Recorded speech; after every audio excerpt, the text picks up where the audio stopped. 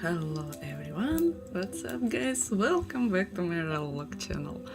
And as always, let's spend some time together. As always again, we will do my morning routine, make up, breakfast, coffee, feed my pets and all this stuff.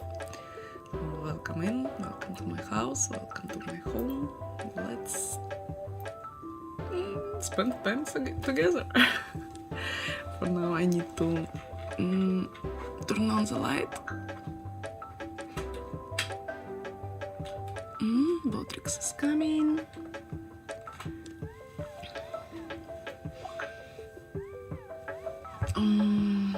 It's a new day.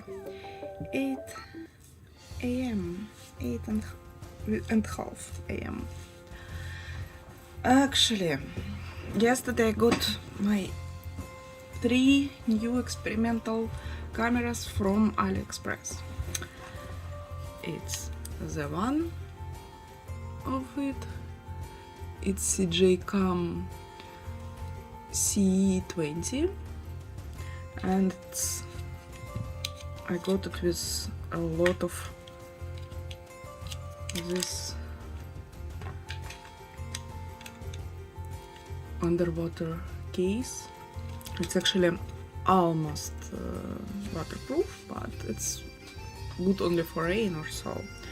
If you need to dive in to water, you need the case. Also, it's come with this cute holder. All the holders follow like GoPro format. This one with clip,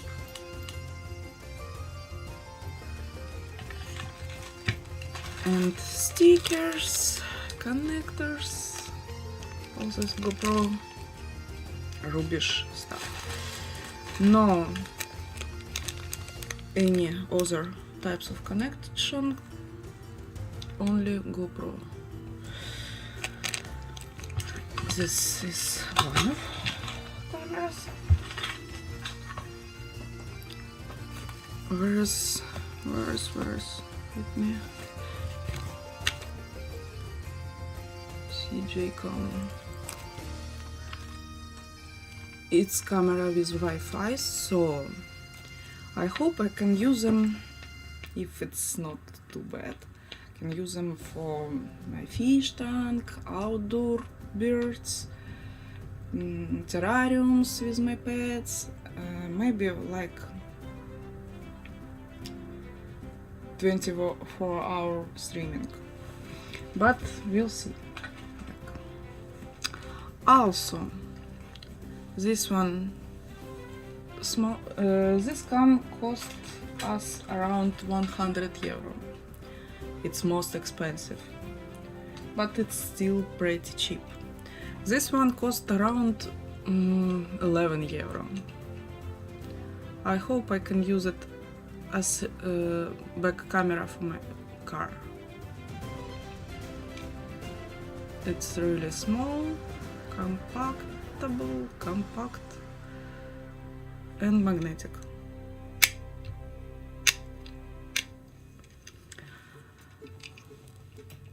And last one, where is it? Here on the charger. It's something around 50 euro. They wanted to make it like Insta360, but it's still larger, not so pretty, and pretty bad quality video. It's come with magnet. No, it's not 50 euro, it's 25 or 30 euro, as I remember. It's with magnet. Magnet is good, I will use it, because I needed black magnet. I use white one, but sometimes I just want to use black one. So magnet is good. It comes with the holder bracelet. I have this one for Insta 360. It's my Ocam X3, but it's not so useful actually. And this extender, cables, and this holder, clip holder, like for belt or backpack. And it's actually magnet. It's magnetic. So okay. After I got them, I watched video examples from YouTube, from some cameras, and it's not so good actually. So I don't know if I can use them because they need application for phone working. So I don't know. One of this camera is CJK, to another just no name cameras from AliExpress, and it's cheap. This is the instruction.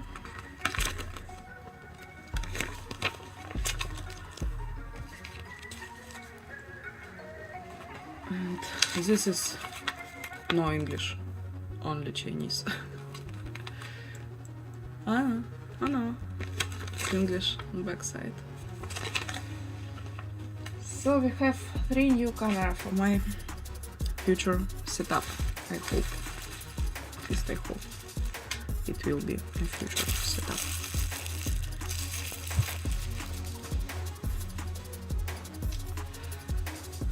Okay.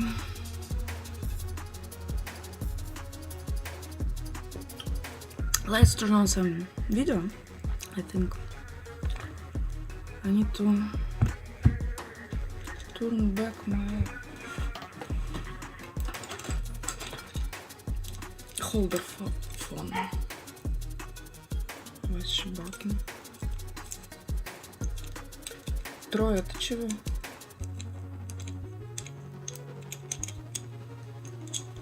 С ума сошла?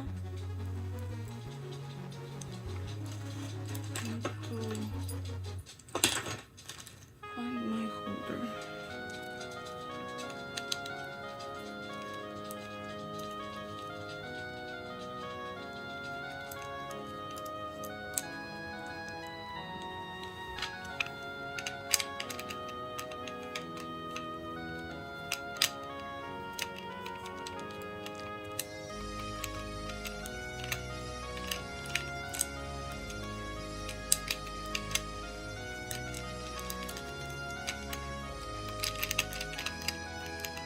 Okay, not so bad actually.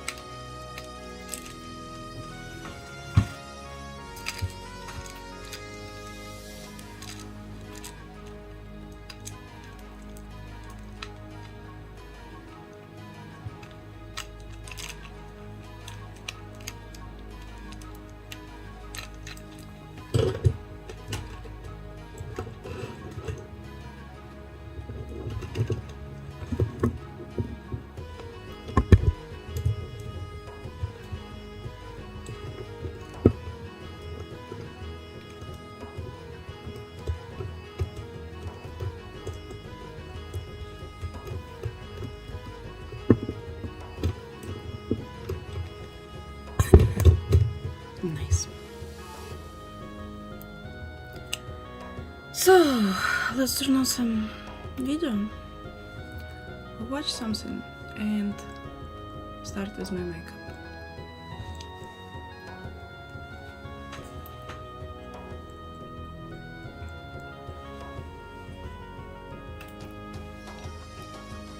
colors you are looking at right now are not real. In fact, this is not a white shirt that I'm wearing. Here, come take a closer look. This shirt is actually made out of tiny red, green, and blue lights because you're looking at it on a screen. In fact, any screen that you've ever looked at uses a hack to trick your brain into seeing colors that don't exist. So if I can hack your eyeball with red, green, and blue lights, what if I could apply that to a painting to make your brain see colors that don't exist? Have you ever seen an edge-lit acrylic sign? They're pretty cool. They work by shining a light into a piece of plastic, and then if that plastic is etched, it catches the light and shines that light out into your eye. I think this is a really unique medium for art. You see, paint and pigment absorbs light and reflects certain colors back into your eye. This doesn't do any absorption. This just acts as a light source itself, shining that light directly into your eyeball. But there is a big shortcoming with this. It can only show you one color at a time. If I want to make a cool work of art, I need to be able to use all the colors. You can't get that with just a dumb piece of plastic and an LED strip. Or maybe you can. So how does your brain see color? Well, inside your eye, there's a type of cell called a cone. And you have reddish sensitive cones, greenish sensitive cones, and bluish sensitive cones. So let's take a look at a special color here. Yellow. It's halfway between red and green. And because of that, it excites these two cone cells the exact same amount. Knowing that, we can do a little hack here. So let's get real yellow out of here. Now let's make some fake yellow. All I need to do is excite these two cones the same amount. So let's get some red light and some green light set at the same brightness and mix them together. And now we have yellow. And to your brain, these are sending the exact same signal as the real thing, and you cannot tell the difference. This is the technology that effectively has enabled CRT television sets, TV displays, OLED screens. It's all using the same fundamental trick. How can you apply that to this? Inside of the full-color image are actually three black boxes. One for the red channel, the green channel, and the blue channel. All we have to do is take an image and divide it into three channels, red, green, and blue. Etch three of these and light them with the red LEDs, green LEDs, and blue LEDs. And because they are transparent, theoretically, I stack them all together, they will blend and they will hack your brain the same way a TV screen does and trick you into seeing all the colors of the rainbow. I've been wanting to do this project for over 10 years. I got an interesting idea a few years back. Hi, Corey. His name Corey. Corey. After the company, Corridor. Red Corridor. Set the green on another and the blue on another. And then I use a Dremel to go to town on etching the whole thing. She's now, when I cute. tried this art project first, like 10 years ago, I used a Dremel and I started scratching the acrylic by hand, which was taking forever, and it was not at all an accurate process. That is until the Bamboo Labs H2D came along. Oh, now, 3D printer. Be like, whoa, Nico, this is a 3D printer. I have Guess few what? of them It's not just too. a 3D printer. It has interchangeable module heads. In this case, we're going to swap out to a cutting module. It lets you cut things like paper, leather, plastic, etc. They actually have a laser module. And if you use the 40-watt laser module, you can cut up to 15-millimeter thick plywood. Oh, looks like our 3D print has literally just finished. Because we are also printing the frame to hold these pieces. This yellow material here is part of this piece. Printed simultaneously in the piece along with the rest of it. Because we have two nozzle heads, we just have two materials ready to go. And there is no waste. It's way faster. And here, we're just being artistic and doing different colors, but you can do different materials. So imagine printing a tool and then printing TPU on the handle to give yourself a grip. It's that flexibility that this machine offers that made this project possible. And it's pretty nuts that we can jump from one entire industrial manufacturing process to another entire industrial manufacturing process. It really is a little manufacturing hub in your home. Or as I like to think of it, an entire maker shop in one box. If you want to check out more about the Bamboo Lab H2D or get one for yourself, we'll have a link in the description. Back to my artistic struggles. First step is to figure out how to even etch a picture onto acrylic. I need a way to turn a JPEG made out of pixels into an SVG or a vector file made out of paths, which the cutting tool can then trace. Now, this isn't as simple as it sounds, and here's why. Think of the unetched acrylic as the color black. And when I etch it, that's making the color white. But how do I make all the shades of gray in between? Well, I can't. I need another hack. With ink, when artists want to shade, they use a technique called cross-hatching. I can try to figure out some I see. cross-hatching filter that I can then like maybe trace into the Illustrator. I'm like, we live in a modern era where you can use English words to make programs. And the computer goes, I got you. Let me make it into computer speak. And it does a translation for you. I sat down and I explained the entire program. I wanted white to be nothing.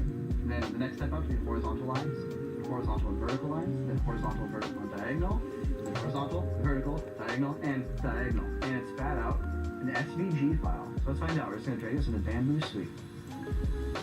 It did it. Yes. Amazing. I love it. You guys have no idea what's in store for you guys' computers. Computers are going to be nuts in like 5 to 10 years. Theoretically, the knife lets go. I don't even like care about the image right now.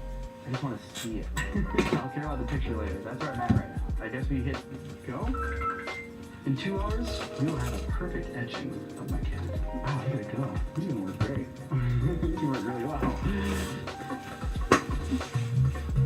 Interesting Alright, well, let's go look table. at this etching. Is it glass or This is what what knife is right this? here.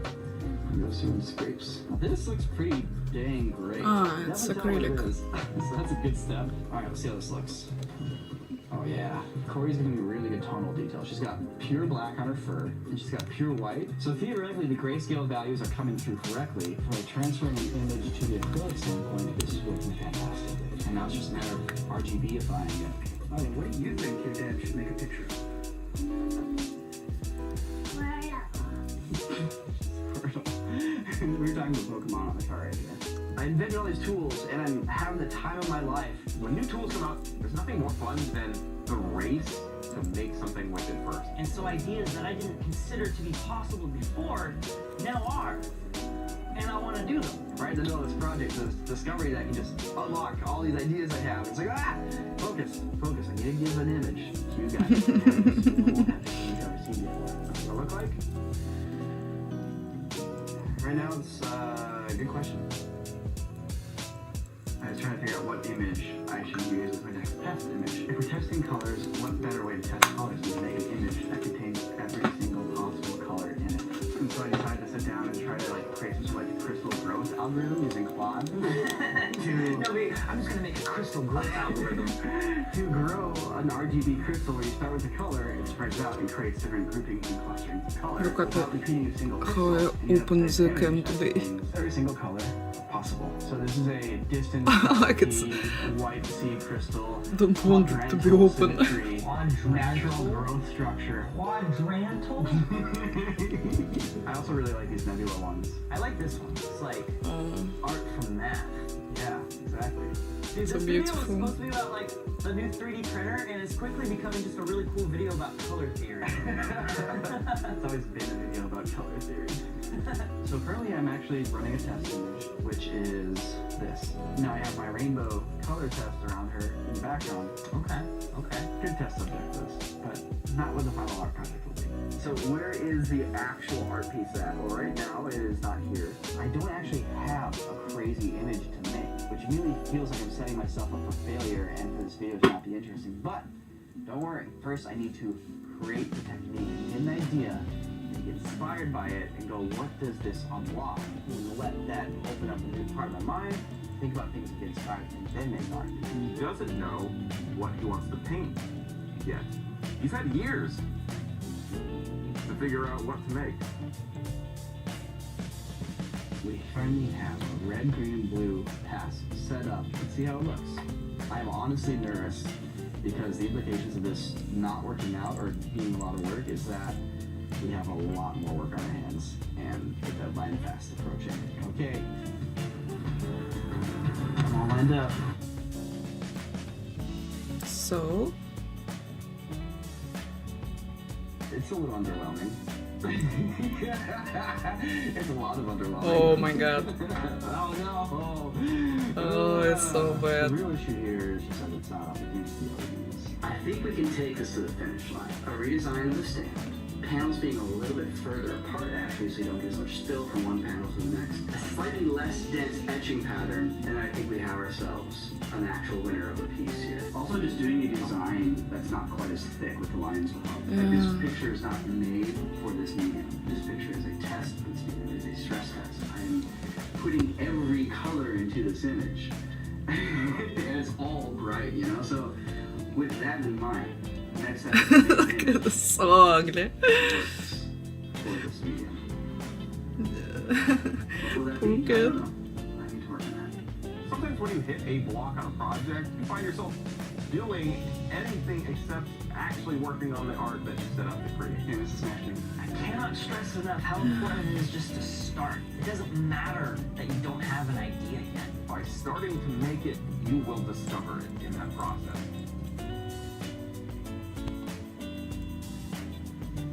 have like 3 to 4 days, maybe 5, to finish this video. Here's the plan. Tomorrow we're going to make the final piece using the knowledge we gained from actually going through the process now. Tonal range is working fantastically. Black looks awesome, white looks awesome. So I'm gonna make sure my picture contains elements that have a lot of contrast like that. That looks awesome. And now it's just a matter of making more art. Second, One more try. is strong, blue is strong, green is strong. Secondary colors, the cyan's, magentas, and yellows. If that's the color palette I focus on, I can get some really cool, vibrant, striking imagery. And third, there's depth of the image, which I hadn't really thought about at all. You have a foreground, middle ground, background with these 3 layers. I'm confident that if I design a piece that plays those strengths, it'll come out really cool. Inspiration is not enough to finish a work of art, and tools aren't enough to finish a work of art. The only way to finish it is to finish it. The art form isn't the picture. The art form is the project. Here's 4 pictures, and they kind of go in order of like the 2 on the left were experiments, so I was kind of figuring things out, and then 2 on the right are like images that are crafted a little more intentionally. But I'm just gonna turn them all on. This is the moment, all right? I'm ready. On Earth. Ready? Give it to me. Whoa! Wow! Wow! Wait, what the heck Really? am I looking at? It worked! It worked! Whoa, look at this. Whoa! Dude! Look at that color! Second one is a rough 1-hour portrait I did of Ivy. It's so weird. But it's fabulous. So here's the actual painting. It actually matches pretty well. Yeah, no, that, I'm trying to see where it doesn't match.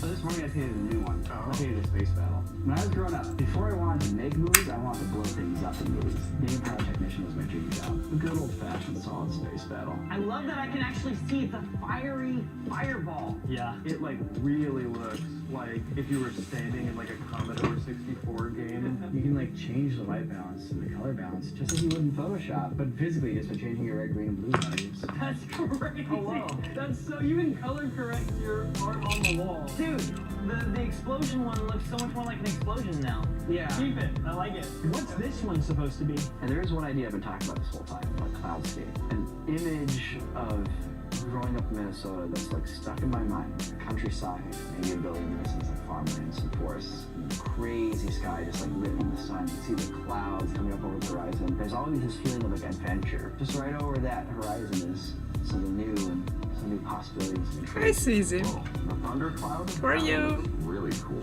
Was that intentional on the right to have a bit of a 3D effect? A little bit. Oh, that's so cool. It's got like depth to it in a way that a normal display doesn't. And when you get really close to it, you can see the oh wow. It's a red component, a green component, and a blue component. But when you step back and look at it, it is just white. Yeah. Color theory. I really appreciate you guys taking a look and sharing your thoughts and reactions. It was great, Something pretty really. incredible. I've never seen anything like this before. It's all about the inspiration. You know, it could be anything. Everyday life, man. That's inspiration for me. Amazing. This is me on top of a speeding train, and this is me in a hot air balloon to answer some of the most debated science questions on the internet. For example, my hot air balloon pilot here says he can land me anywhere I want, and yet there's nothing here that resembles a steering wheel, which begs the question, how do you actually steer these things? So we steer it. And now I'm on top of the train to learn once and for all, why do you land in the same spot if you jump inside the train, but not if you jump on top of the train? But I'm not stopping there. Because today we're going to investigate 5 more physics and engineering puzzles using simple demonstrations as we go. Because our goal by the end of this video is not for you just to know the right answers, but more importantly for you to understand why they're the right answers. To kick things off, I've got a science riddle for you that goes with Sounds what dangerous. is the first man-made object to break the sound barrier? In other words, an object that travels more than 767 miles per hour through the air, exceeding the speed of sound, thereby creating a super loud sonic boom. So what do you think? Most people I ask say either a bullet, or a rocket, or even a jet plane. But this tech goes way back, like 5,000 years way back. Because the first man-made object to break the speed of sound Hi, name. is the whip. How are you? The sound you just heard was literally a sonic boom. Which means at the peak of its motion, the tip of the whip is moving faster than 767 miles per hour. Okay, so if you got that right, time for a Thank bonus you. question. What's almost surely the first time you yourself heard a sonic boom? Here's your clue. It's a near statistically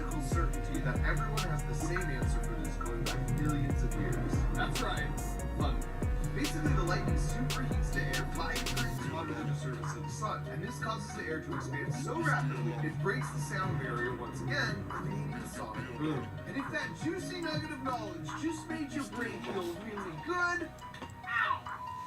Make that sound cooler in post. Buckle up, because we've got 6 more to go, including at number 2. Have you ever noticed when grabbing drinks from a cooler that even though they have the same amount of liquid You can inside, call me regular whatever you Coke want. sinks, yet Diet Coke floats? Now, why would that be? Well, our first clue is that we know less dense objects like this cork float, and more dense objects like this bolt sink. However, that's not only true about different objects, it's true about different liquids too. Like for salad dressing, how the less dense oil floats on the more dense vinegar. And sure enough, when we compare their respective labels, you'll notice one glaring difference. Regular Coke has more than 3 tablespoons of real sugar, which makes this can more dense than the Diet Coke, which just has artificial sweetener. That means this one's just a little less dense than water, causing it to float, while this one's just a little more dense than water, causing it to sink. But we can take this to the next level. Here I have a wall that I filled with 8 different household liquids, from honey, dish soap, to baby oil, and they naturally stack themselves with increasing density as you go down. So if we dump, let's say, a bunch of golf balls in, they'll sink like a Coke can through all the layers until they hit a layer that's more dense than they are, at which point the golf balls stop falling and come to rest on top of that layer. Are you kidding me? Which means you can have a different item come to rest on every layer. Whoa! As long as you spend way more time than you care to admit, testing way more items than you care to admit. Seems a nice rule. But in the end, it's not hard to rationalize the waste of time. When it looks so By the way, you cool. can make a simple version There's of this. I fill your drinking glass with baby oil and colored water, and then plopping in a Lego guy to write this way. I'm not your sex doll. With household You need to find someone else. liquids. With metal like this. What is this? Liquid metal? Really? Submerged by hand in here. Which means if I take an actual cast iron and It's like in old thermometers. Amazing. I understand the science behind it, but it still breaks your brain. This is actual cast iron. It's heavy, and yet when you put it in mercury, it bobs like a cork. Let's go bobbing for anvils. For number 3, a while back I read about a famous mathematician from the 1600s who noticed that when he would hang up multiple pendulum clocks in his house, they eventually sync up their swings, and then they just stay that way. So he wondered, just like I did when I first read this, how are these purely mechanical? Can you just hear me? I'm not your sex doll. You need to find someone else. Is it clear? Mechanical clocks that weren't touching, somehow communicating with each other, and after a period of time, agreeing to swing in perfect unison. And since the unofficial motto of Crunch Labs is think like an engineer, I decided to like create an an engineer. experiment to test this for myself. So I got 4 clocks and put them on the wall. And after 4 days, but when you're thinking like an engineer, you know that's not a failure, that's a clue. So I reread the story and picked up on an important detail I missed the first time. The clocks weren't mounted on a wall in the way we think of today. Instead, they were mounted on the same wooden beam that made up part of the wall. And given the construction methods of Oh my god. Is it really I need to ban you or you can understand the words?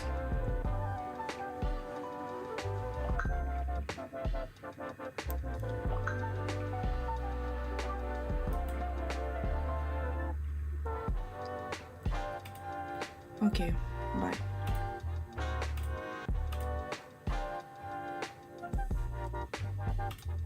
Good chance that board had a little wiggle to it. And that wiggle is a very important detail. Here's what I mean.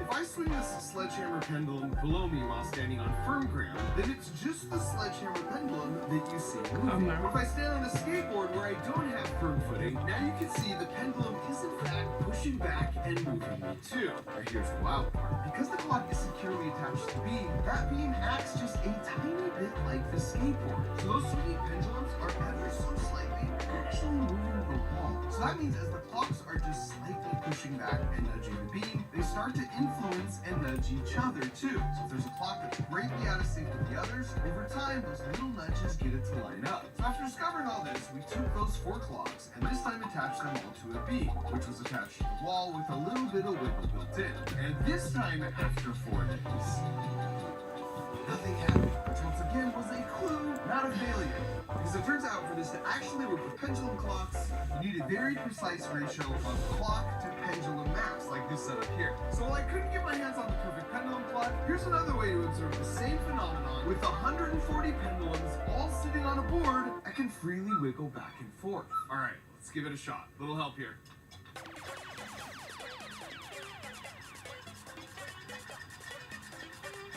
This is truly one of the coolest things I've ever seen. It's like a bunch of stormtroopers.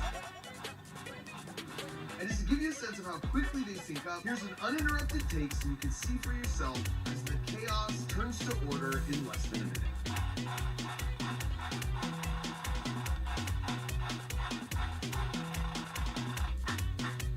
So as you can see, even though we started them totally random, in less than a minute, those nudges do in fact influence It's so creepy. all sync together just like the clocks 400 years ago in the mathematician's house. Coming in at number 4, have you ever noticed army. every time you see a full moon, it always looks the same? In other words, it's the same side, even in pictures. Well, what about the other side? Well, it turns out we don't see the other side because the moon is rotating perfectly in sync with its orbit around the Earth. So we only ever see the googly eyes. But that's wild. Like, what are the chances that those would sync up perfectly? Well, we call this tidal locking. While it seems unlikely, you see this with pretty much all the other planets and their moons in our solar system too. And this simple demo will give us the right mental model. If the moon was perfectly spherical and balanced, it would spin like this, and one side wouldn't be more likely to line up with Earth than the other. But the moon is not perfectly spherical.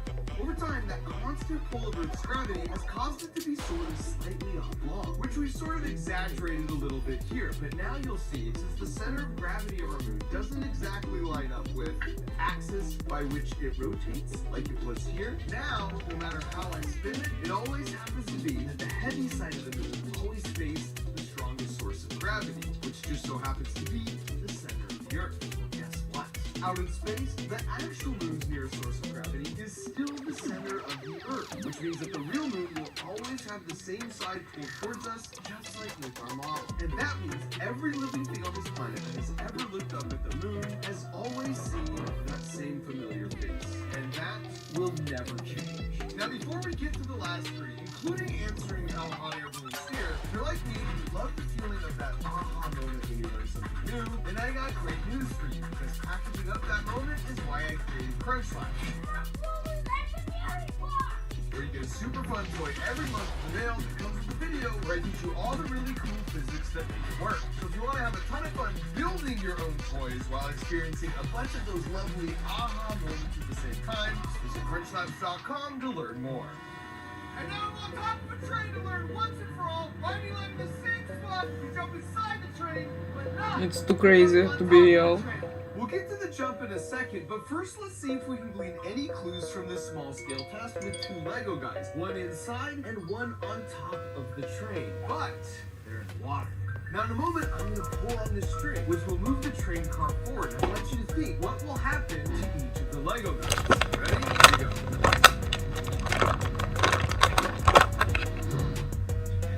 And because this test was in water, you intuitively sort of had a sense the top guy would fall off and the bottom guy would be fine, right? Well, yeah, because the top guy would have to travel through all that still water, and that would push back on him. Whereas inside the train car, he's enclosed, so everything in that car, including the water, is moving along with the train. So why would I show you this Lego guy standing on a model train in water? Because it's fundamentally no different than me standing on a real train in air. Just like water, air is also a fluid, it's just not as dense as water. You sort of see how it moves like a fluid here in this demonstration showing hot air coming from a blow dryer. So when a train moves through the air, it's moving through a fluid. To visualize this, let's replace me with a pair of helium balloons. Again, what do you think will happen here? Well, of course, the balloon inside is clearly upright, just like in water, the air around that balloon is traveling with the train. Whereas on top, the balloon is being pushed back because it has to find its way through all the stationary air. Just like the Lego guy on top being pushed back by all the water around the train tank. It's sort of like when you stick your hand out the car window and feel all that resistance from the wind. So going back to the jump, if you were able to visualize all the air molecules like this, you see how once we start moving inside the train when I jump, I get no pushback from all my air molecule neighbors because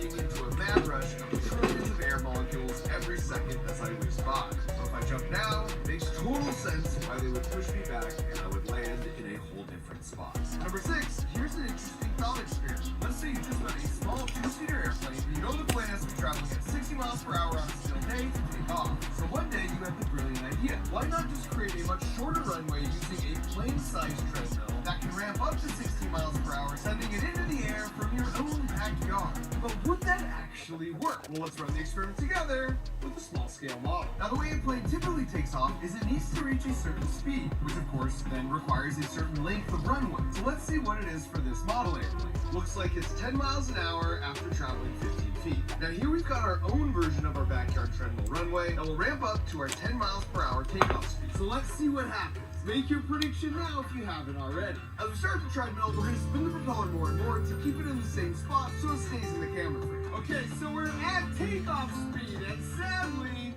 we're not taking off. And at this point, we were suspicious maybe we measured something wrong. So we cranked it up way more, and still nothing. So does that mean our backyard treadmill idea is a bust?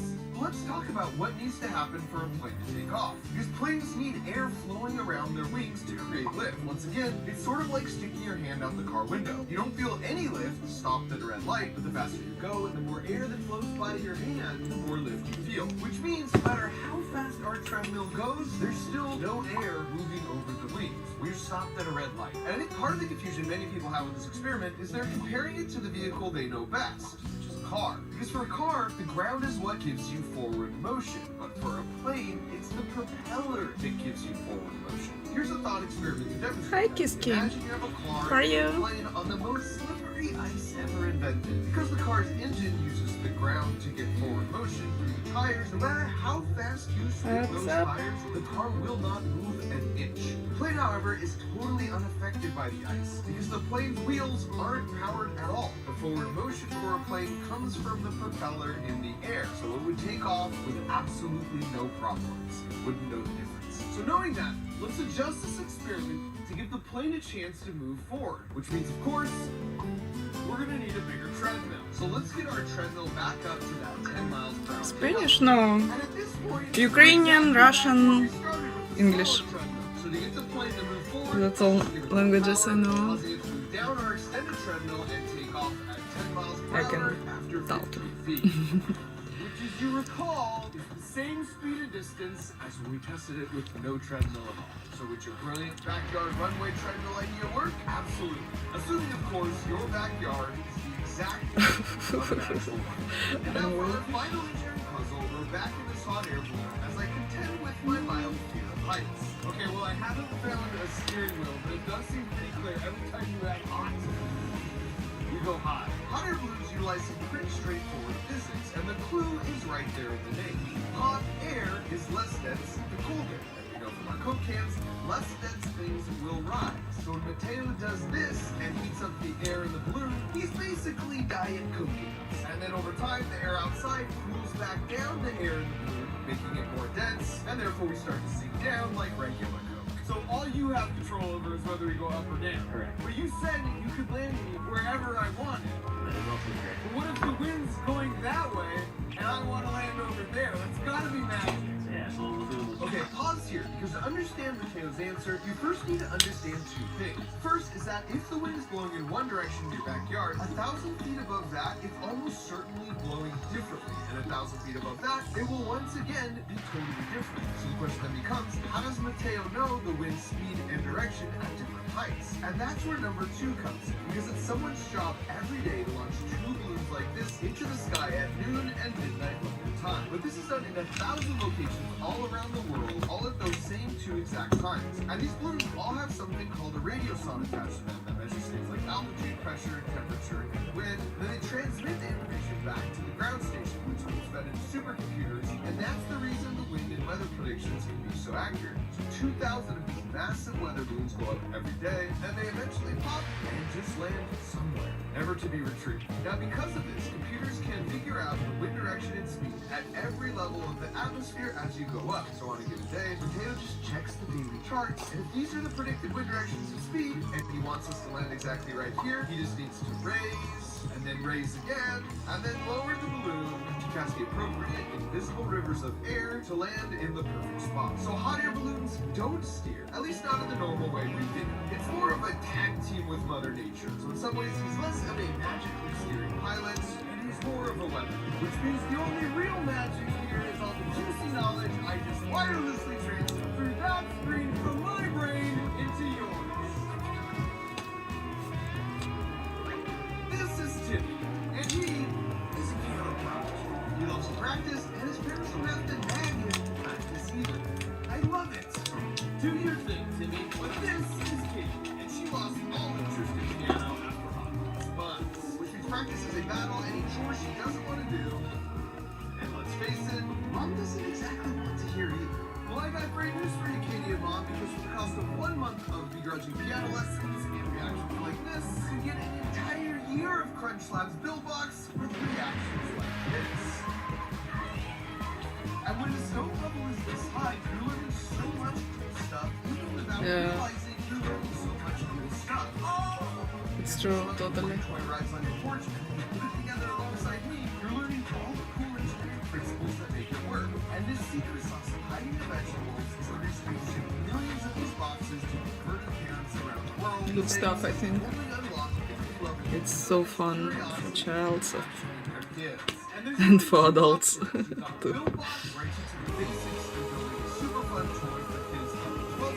And then there's Hack, where we learn some coding with an awesome game, some robot for your teams, or heck, even for you, half of these things you shoot to goals. So if you want to go from being the household nagger to the household legend, watching a young mind discovering a passion they didn't even know.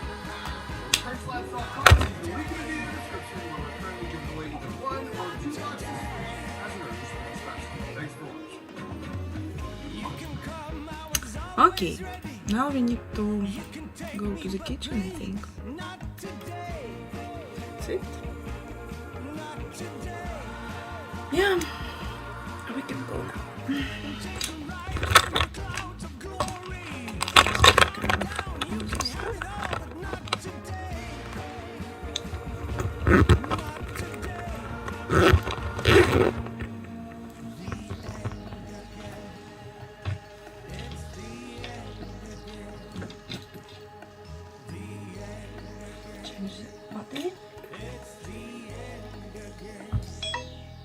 Device overheat.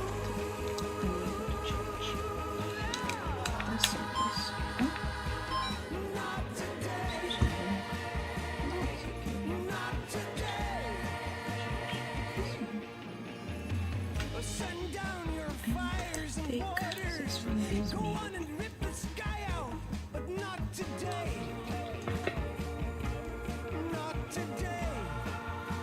Switch to audio plan. It's a new type of highline I used today. Interesting. Does it fit me?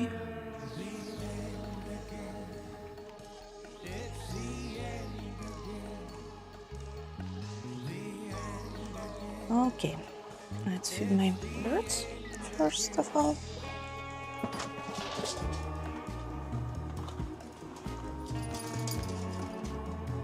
With this.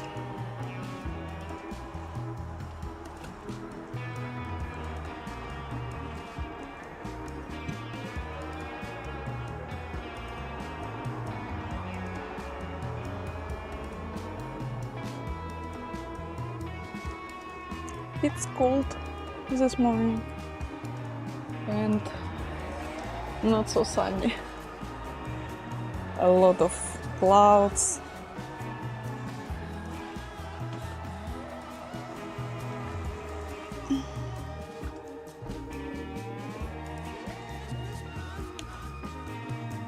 Now let's feed my fish.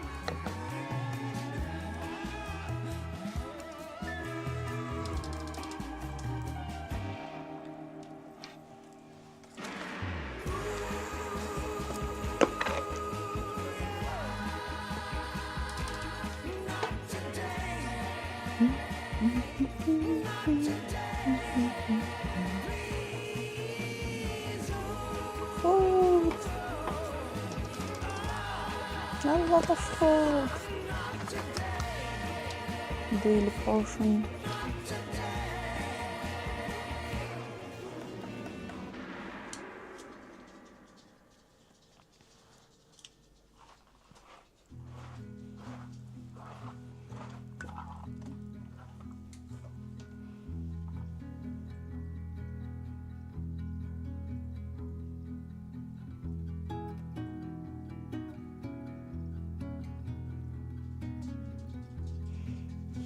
Okay, let's go.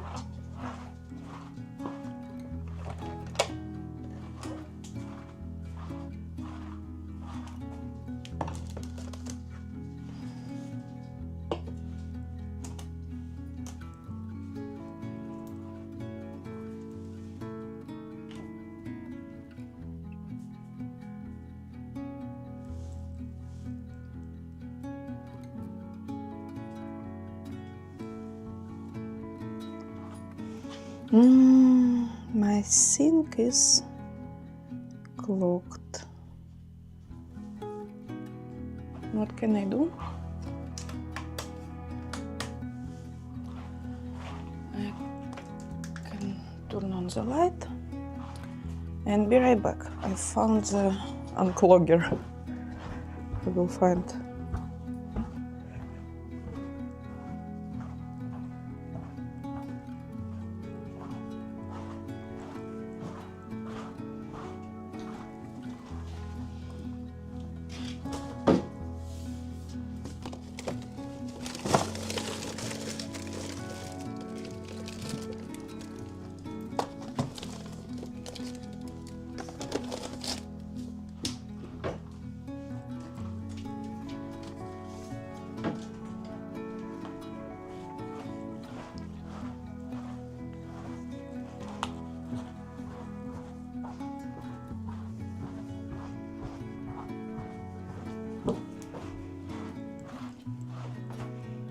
I have a weapon. Let's do something with it. At least we'll try.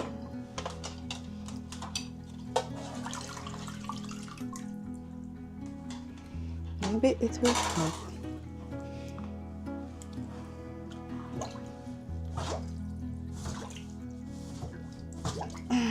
It's so slippery.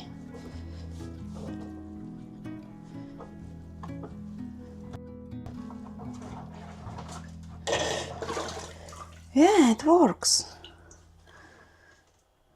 for a while.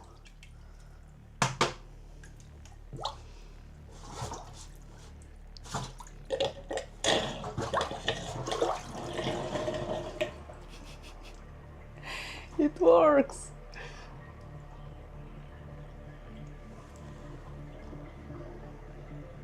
It helps.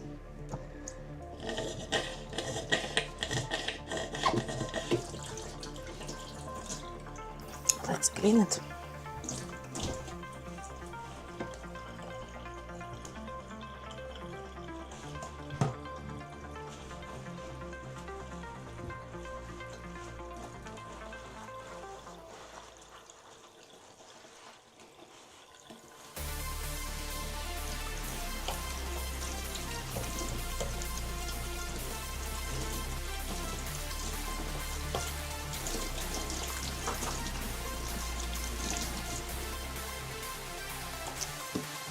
We did it! Let's add a bit liquid drain cleaner gel. I hope it helps for a while, but I will do it for overnight too.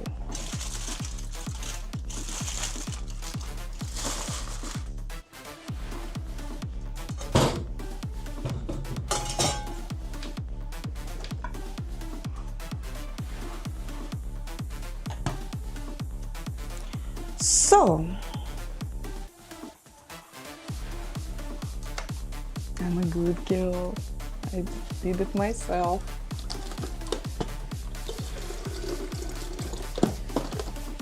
I deserve a coffee at least. I think. Yes.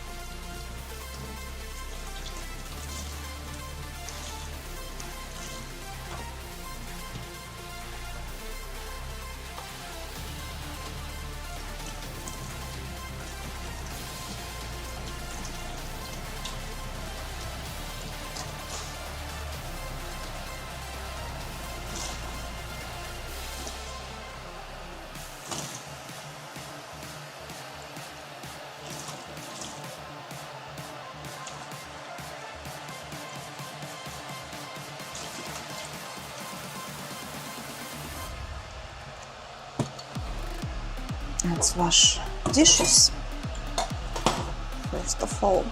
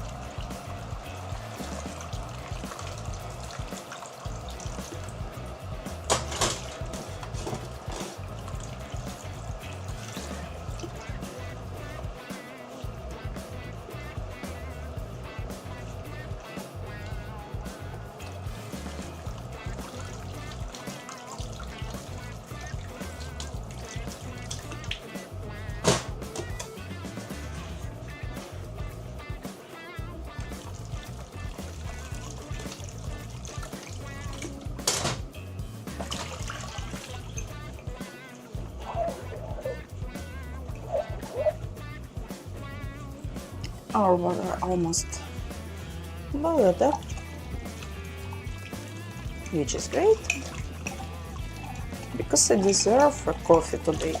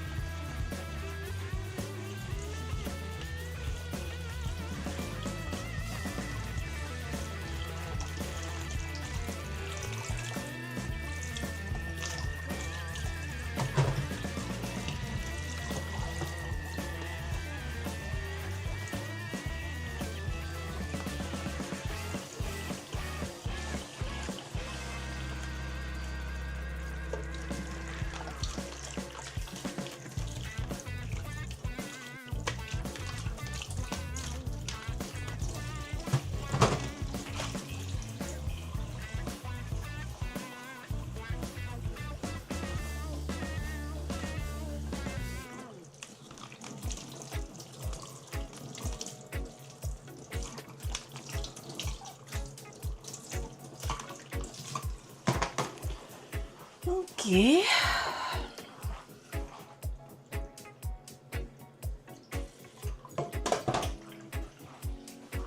And this one.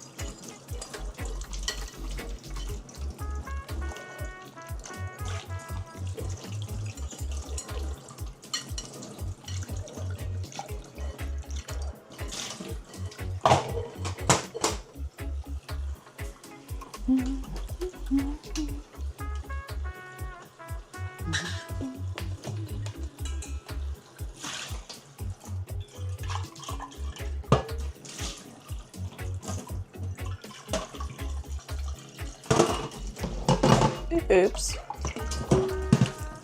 That's scary. Don't fall. At least at me. Please.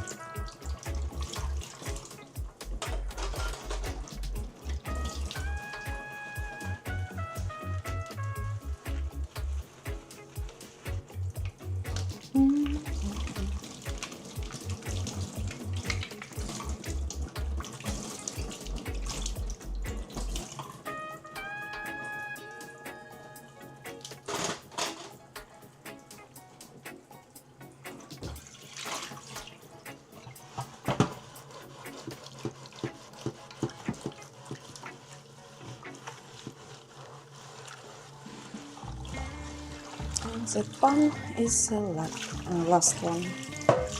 Last one thing to wash. We're pretty fast today. Also, I need to clean the stove.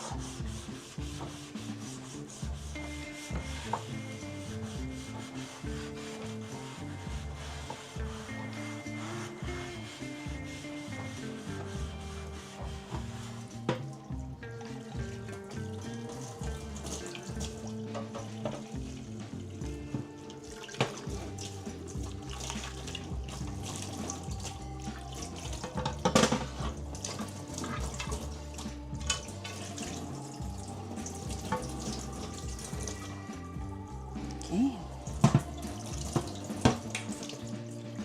It's pretty clean enough. Oh, with these words, I'm remembering about my unfinished game. I need to finish it someday. Oops, I can put it for now. Let's wash.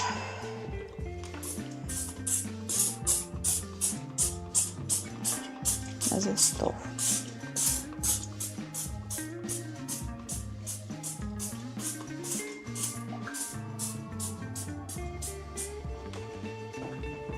Oh, Водокаиль! Hi!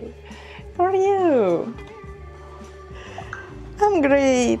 Thanks for asking. What about you?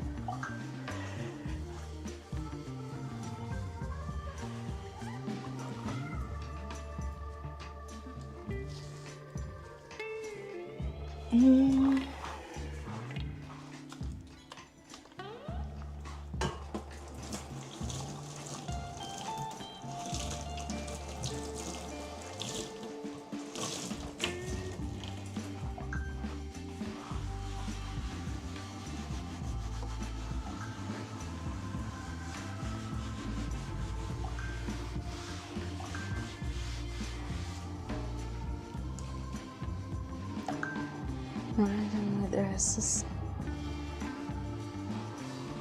I'm silly, sorry.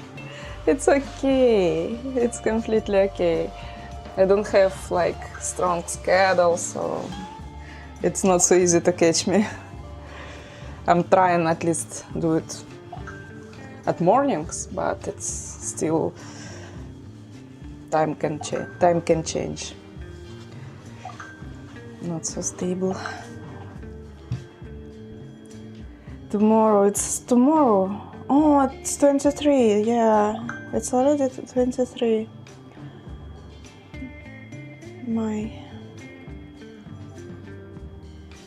How long it will be for you? I think it's not so like hard surgery, so I think you will not like be in hospital for long. I think today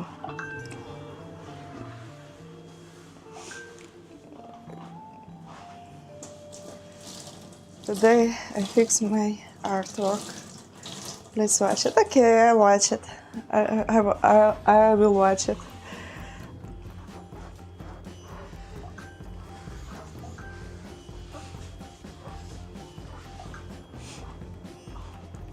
Maybe 4 days? 4 days? I thought it's like they just will do it and you can go right now, right the day. No? 4 days, it's a bit long time for this surgery, I think.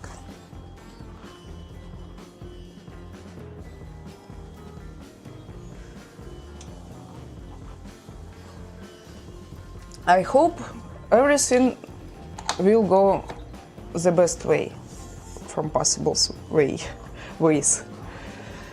I hope everything will be great and you back really soon. Maybe 3 days. Oh, I see. It's okay. You will be okay, I'm sure.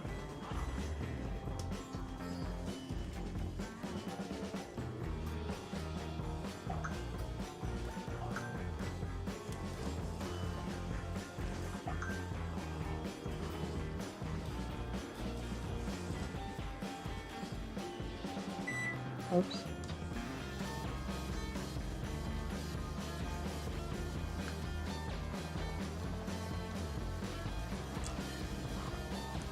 Thank you for the surgery. I think maybe 26 I can discharge. Okay, I see. 2 days it makes sense, just to be sure you're like recovering.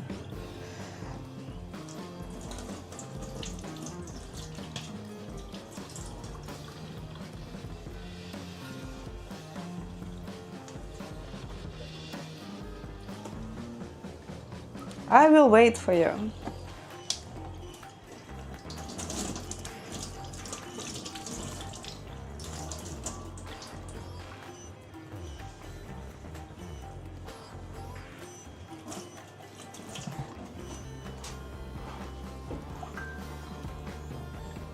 Do you finish your breakfast? No, I don't even start it. I just clean my kitchen before making some breakfast.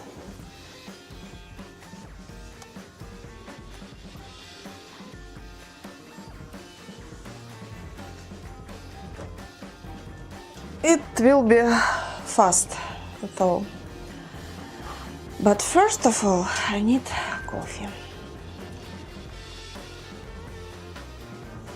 Thanks for consideration. You're welcome.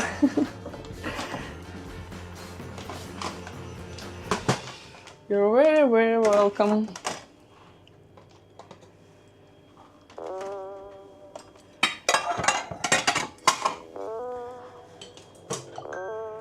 Your kitchen is already very clean. Yeah, it's much better than it was when I come here this morning. Much better now.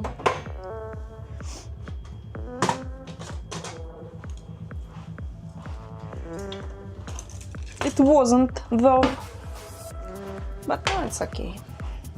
I can cook something here.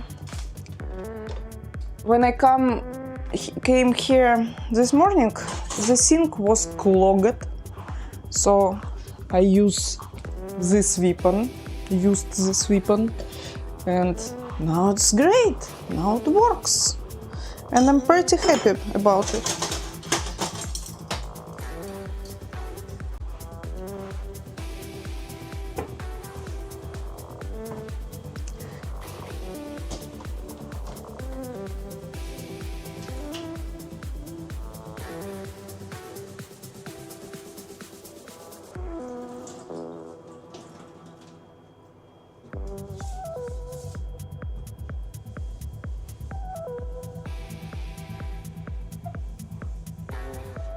So today I'm weaponized and really, really dangerous.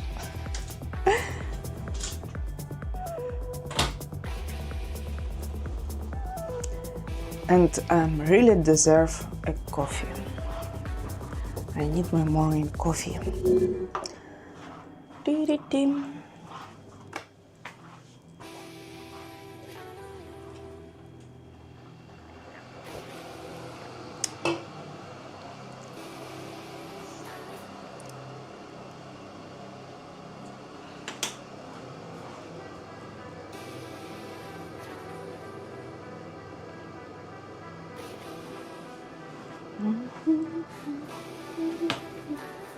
Sweetener.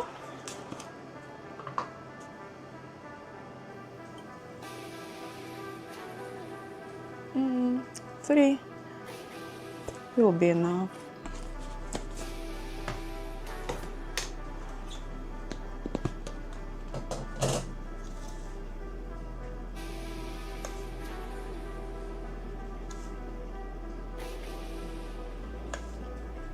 Four will be enough. It's more than a liter, like 1.1 liters. It needs a lot of products in it. Yeah.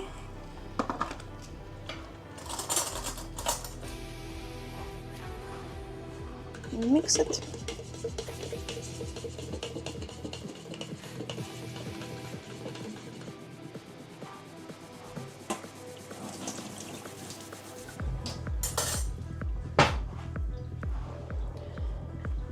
Add milk. I need to rearrange my packaging.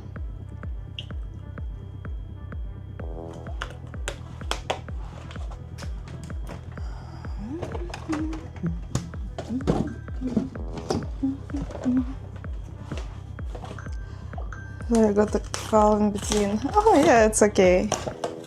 I'm still here and everything is great. It's for recycling. It's for recycling too.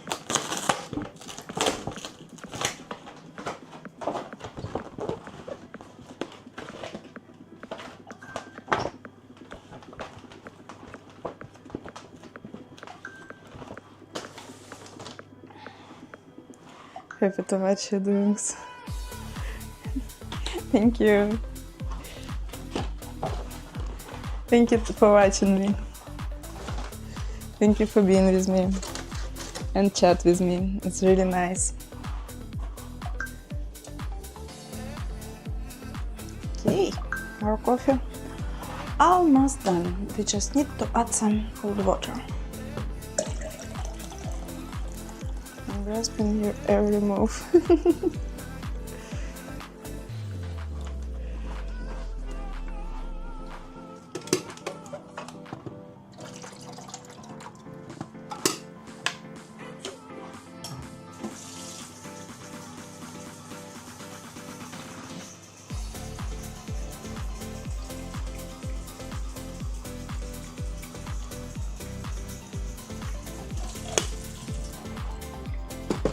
Okay, we have a coffee, finally.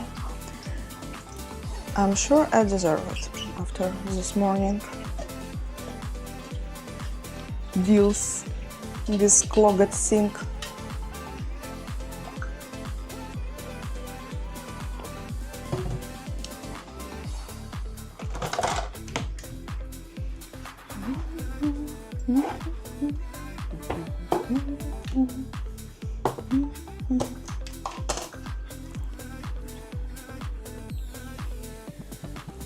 It's really nice.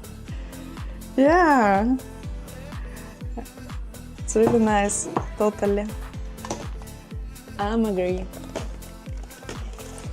Oh, I need to buy new coffee pots because it's almost finished.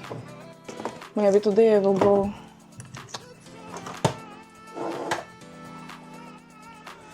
for grocery.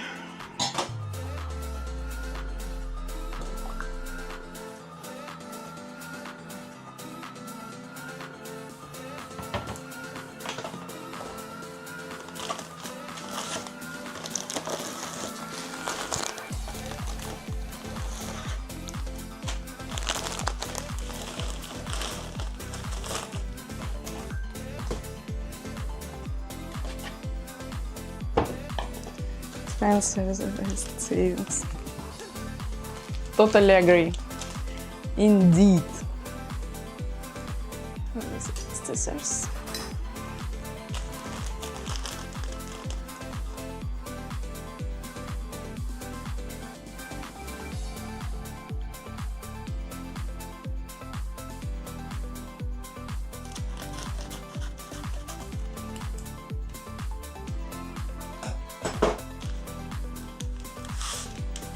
Okay.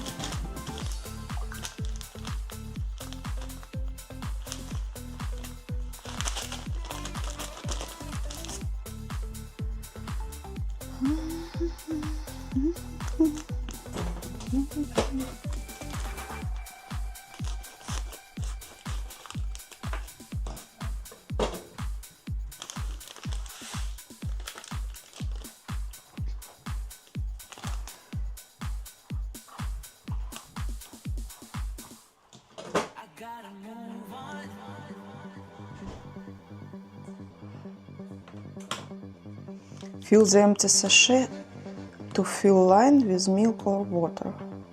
Then pour into bowl and stir well. Okay. Let's wait a bit till it's filtered with the water. I really appreciate your simplicity. Me too. You're so nice to me from first day. Also, I need to heat up the mince. Let's heat up it. Heating up, warming up. And I need to wraps.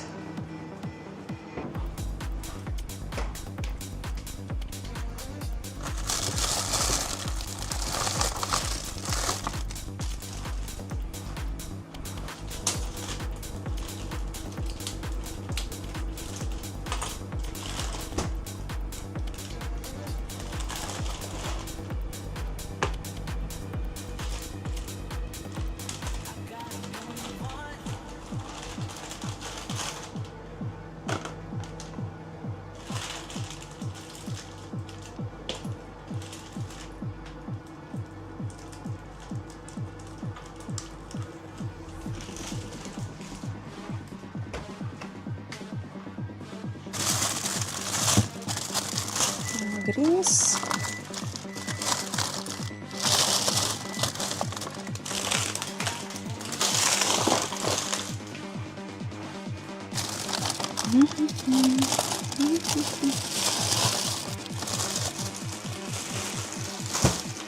Cucumber,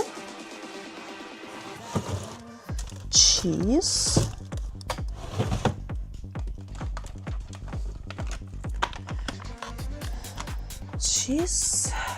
and sauces.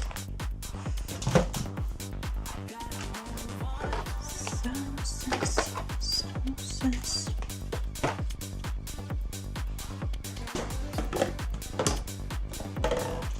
Okay, is it warm enough? Not yet. Not yet.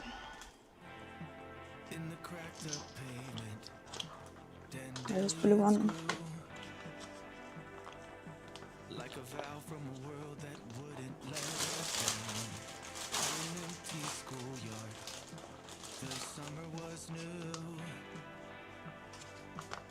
We talked about bands and ways to leave this town.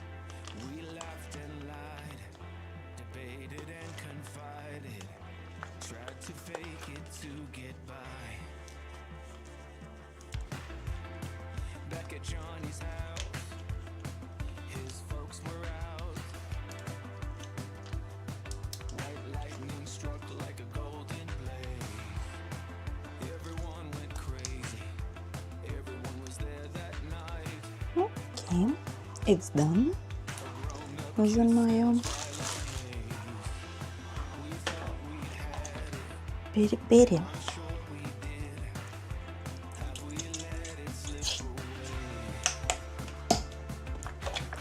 Barbecue.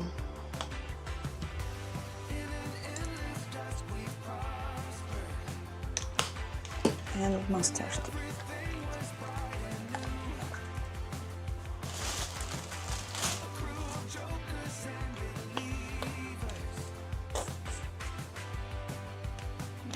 I really love mustard.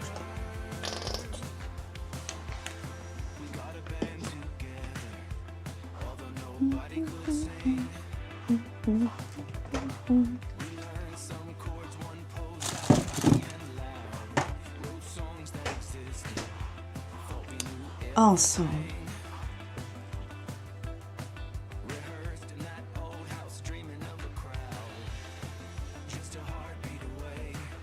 I need to cut some banana for oats.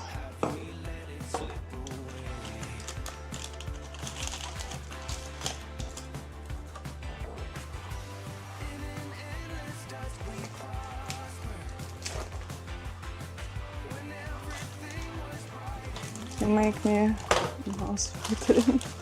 It's delicious. Yeah.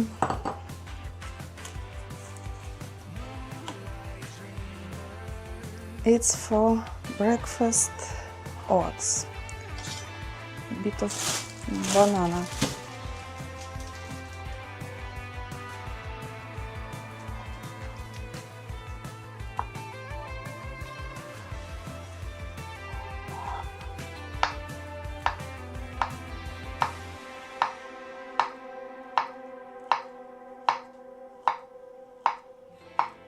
Just a heartbeat away, still another life. Have we let it slip away?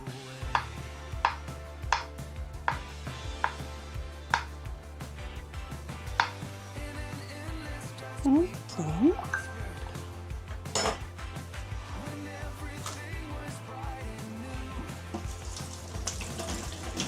You're a good chef. I don't think so. I started learning like cooking stuff really late. It wasn't like from child.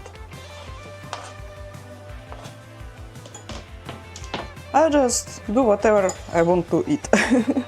If I want to eat something, it's a new recipe.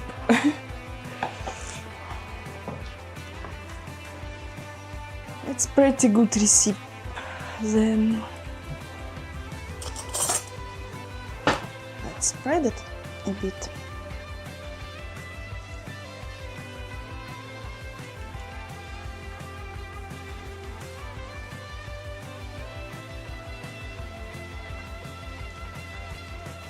Okay.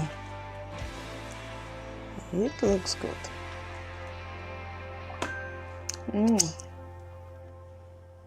I love the mix of barbecue and mustard.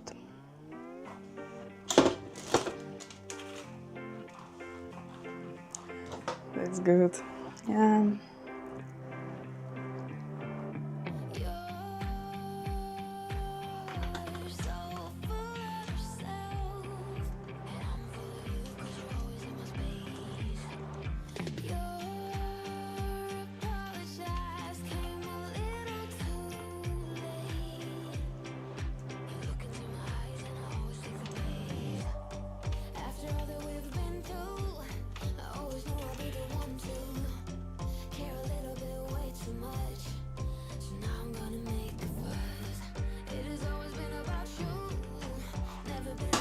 Nice. Now cheese. Let's check. It's not firm enough. The mince with avocado and some spices.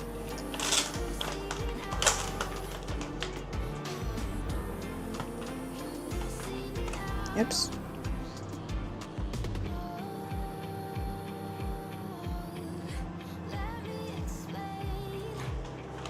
Okay. Let's cut some onions and is it better now?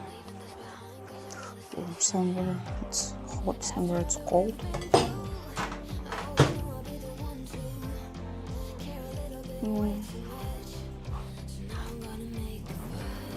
Be right back.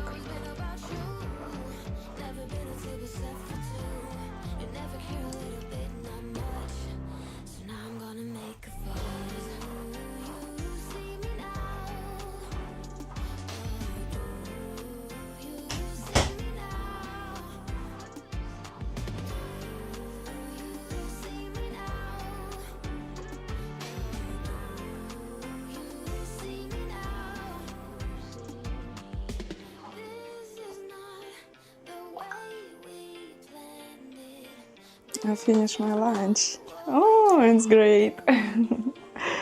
I hope it was good.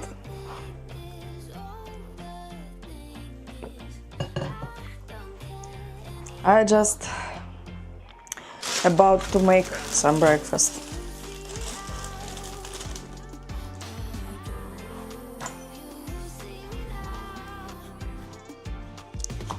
Onion.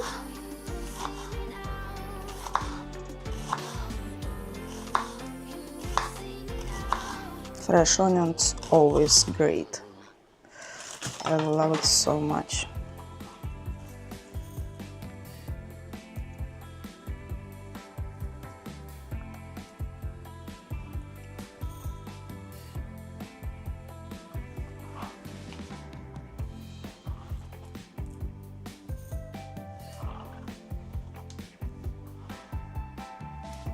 Okay. Peanut leaves.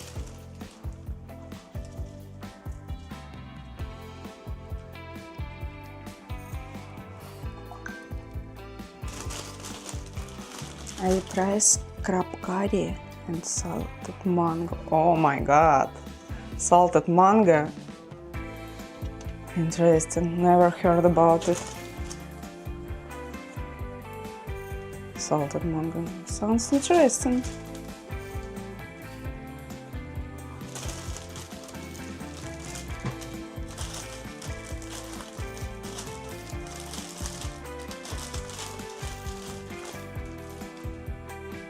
Sounds delicious.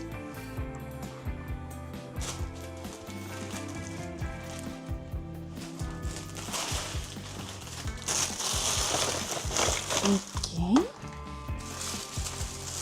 Let's cut some bell pepper.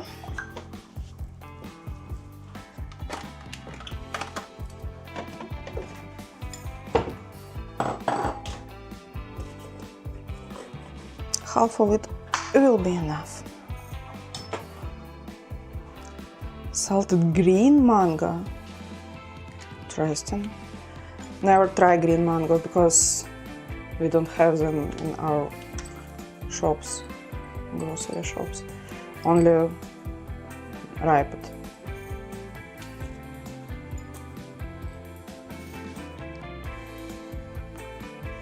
It's don't grow here, so I can't choose. Only have them from grocery store.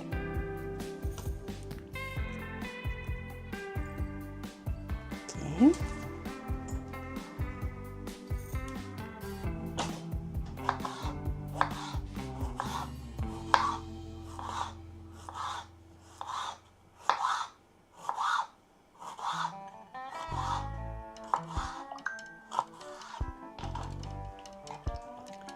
You can make it easily. Where I can get the green manga? We don't have them. It's only ripened in our stores. When it's soft and sweet, not green.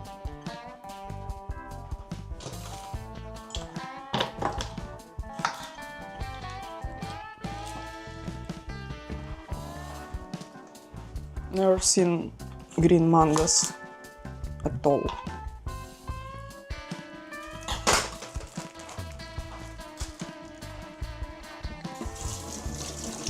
I have a salt, though maybe it's not helping me, but I have it. Chop the green mangoes and keep in its thick salt solution for more than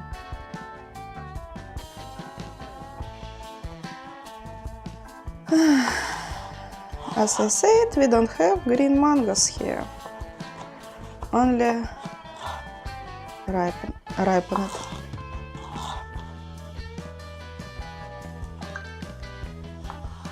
I need to go to Asia for trying something like this.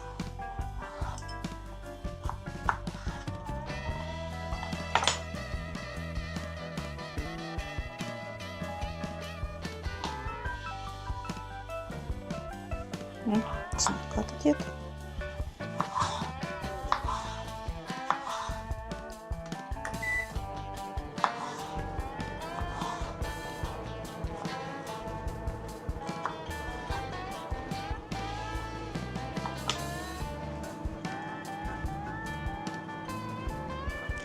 Okay. What else? Tomato. Let's check tomatoes.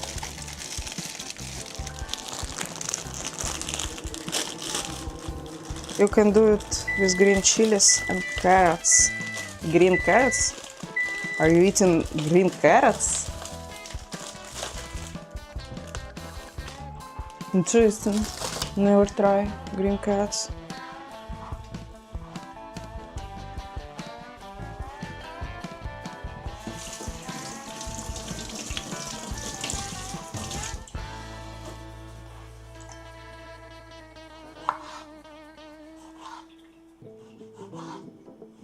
We don't need them.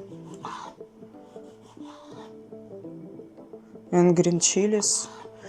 Okay, maybe green chilies I can imagine. Never tried, but I can imagine it. But green carrots, it's something weird for me.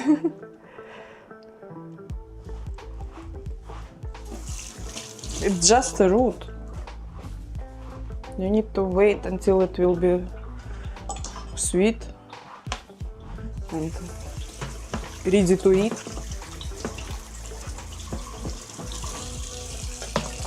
Never heard about it.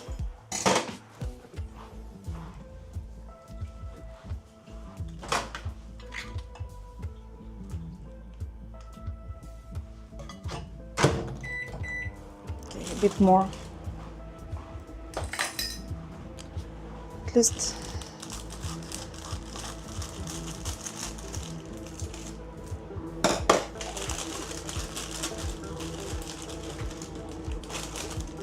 a bit of baby leaves, a bit more.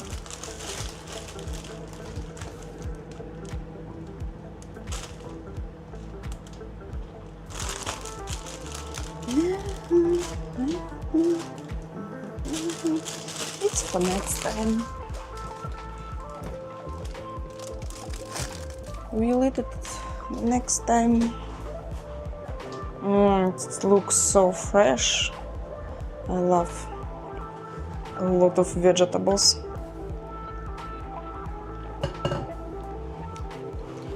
So it's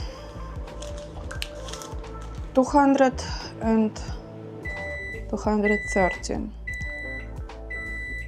No, 290 and 230. 420. 420.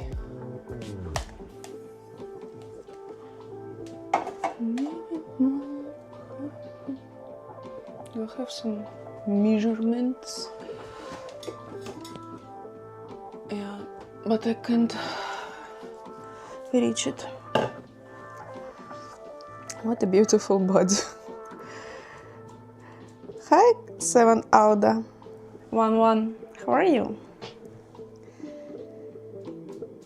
And you can try cucumber and pineapple. Cucumber and pineapple I tried. Not green. Cucumber with salt, it's actually pretty usual stuff for us. But pineapple, it's like something sweet. We don't eat sweet stuff with salt usually. But sometimes it can happen in some products. But usually we eat pineapple with sugar mostly. Not with salt. But cucumbers with salt, it's great. I eat it all my life. How I can reach this cup? Oh, almost done. Yep. Yee-hee! I have measurements here.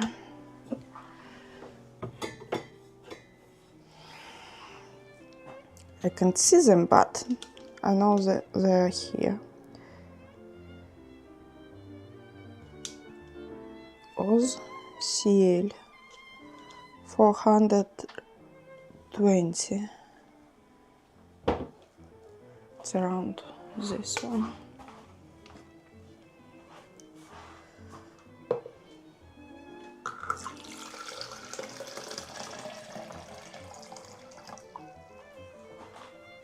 Kinda like this.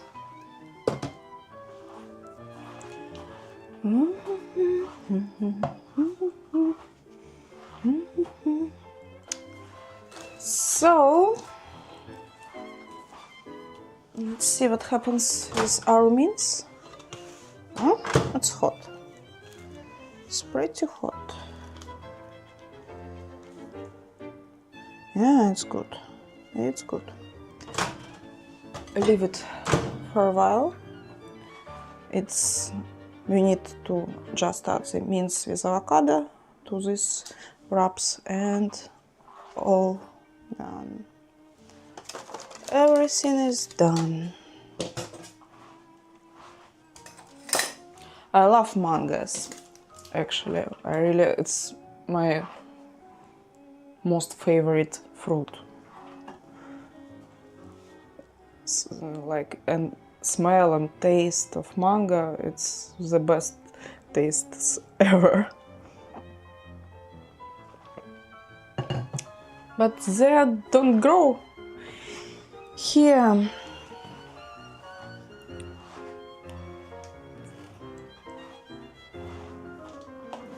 Okay, we can go. Thank you for follow, Luis Garcia. Thank you. Let's turn off the lights. Now it's so dark. And go back to my PC.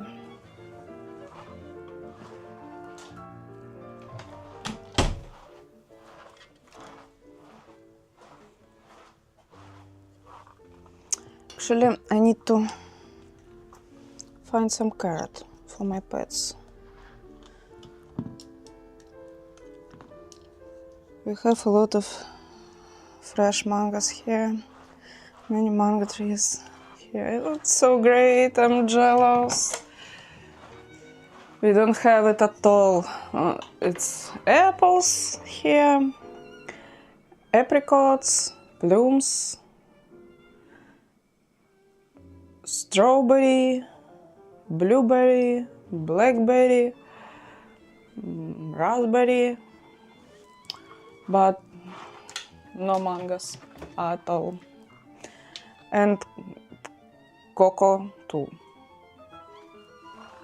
Coconuts too.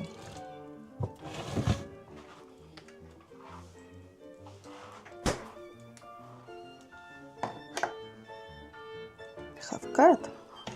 We need to chop it if it doesn't fit our pets.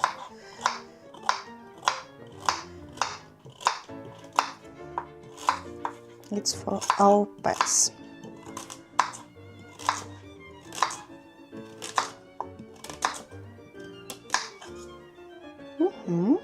It's good. And some leftovers from morning vegetables.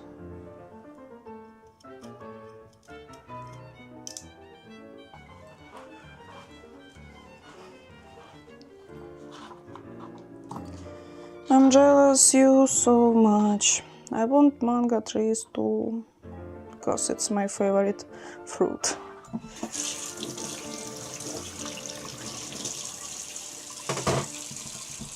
I really love it.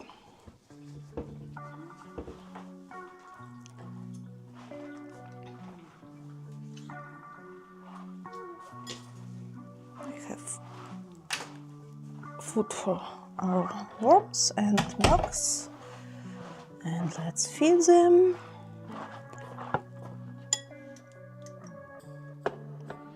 Coconuts and jackfruits also. We don't have it at all. No bananas, no jackfruits at all.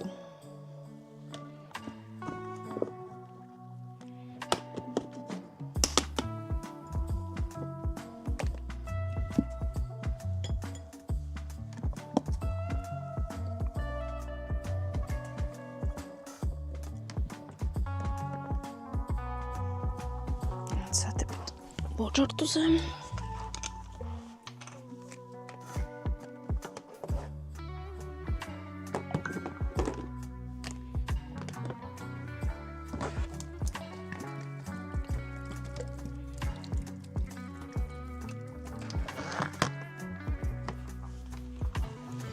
To the soil.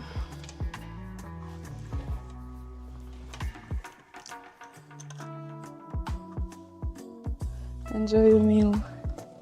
Thank you. Thank you, Sabir.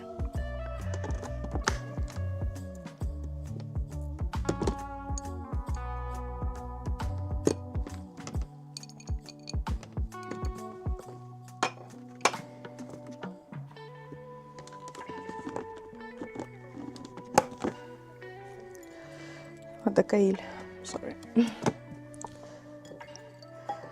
Oh, it's almost finished here. They need a lot of carrot because it's a lot of creatures in here. And here too, it's dried out.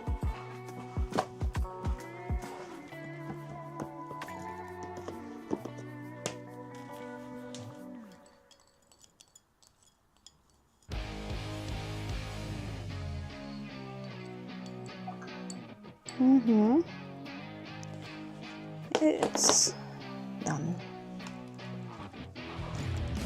You are feeding all of them. Yeah, I feed all of them. They love carrot, and I'm trying to add as many carrots I can.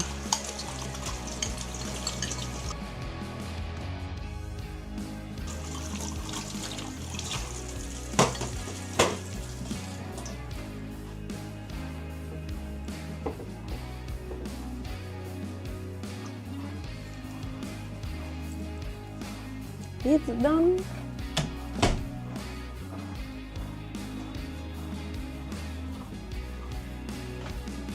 Wonderful, чорново. It's all my life, it's all my patience.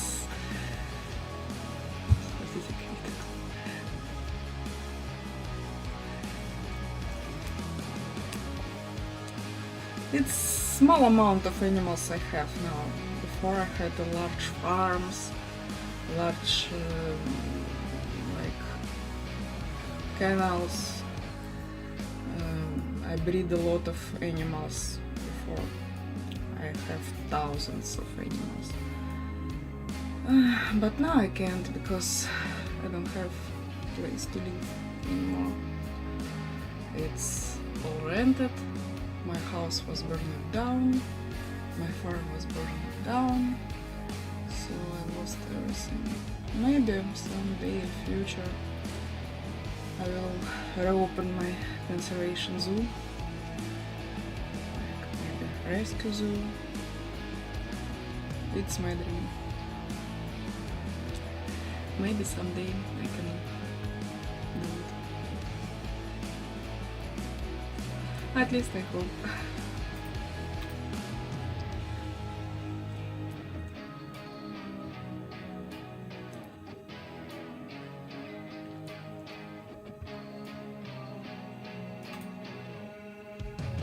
Let's check the beach.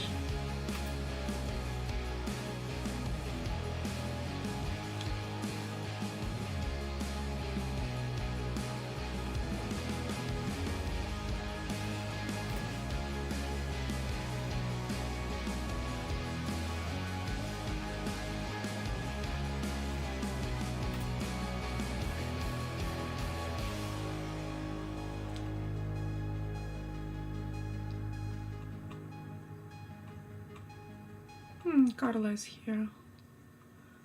Okay, let's rate Carla then. Can we make a deal? We're running out of time. Okay, it's You can ruin time illumination. to go for We me. can keep the Thanks for watching, thanks for being with me. Hope see you later. Bye bye guys. Bye bye Vickey. See you next time.